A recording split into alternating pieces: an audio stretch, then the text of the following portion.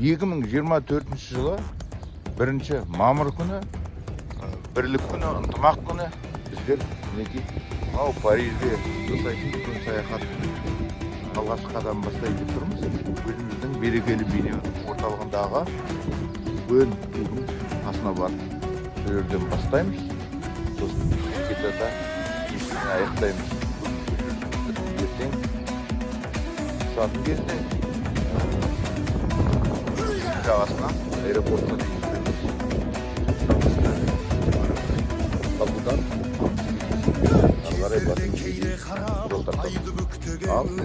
дейін Париж Олимпиадасының алдындағы жорығымыз жақсылықтың бастауы болғай.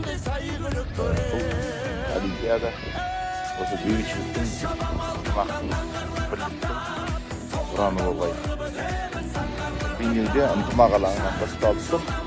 Көп туымыз бөлек тұр. Рәміздеріміз мына жағымызда ел есінде отан соғысына кеткен ерлердің күніне салынған жазылған ескерткіш мұражайы осындай тарихи орыннан бастаған тұрмыз жолымызды. Ел есіндегі орасан өтеде бар. Міне біз орталық жүзу бассейні көпмені спорт кешенінің алдына келдік. Иә, қазақ. Жақсы мінекей балдар. Не көрдіңіз бе? Жаттығымыз көп балдар ма? Иә? Рахмет. Білесіңдер ме? Біздің болашағымыз мінекей. Жақсы ақ жол тілеп отыр. Күйе де бізге ақ жол тілеп бара жатыр. Ана пезастаннан қапталымыздан өтіп видео сулжыр отыруымыз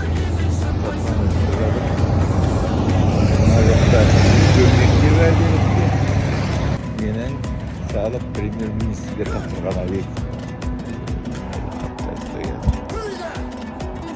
Берекелі бейнеудің тағы бір әдемі мынандай махаббат символы болған бейнеу жақсы, мен сені жақсы көремін деген алаңда тұрмыз. Бұл енді бұрынғы тарихы бейнеудің кешегі басшы Әзірхан ағамыздың осы бастауымен бар сол үшін идеясымен істелген заттар мінекей күні бүгін бейнеу халқына ол үшін өзі болмаса да міне өтіп кеткен қолтаңбалар міне қызмет етіп тұр елге.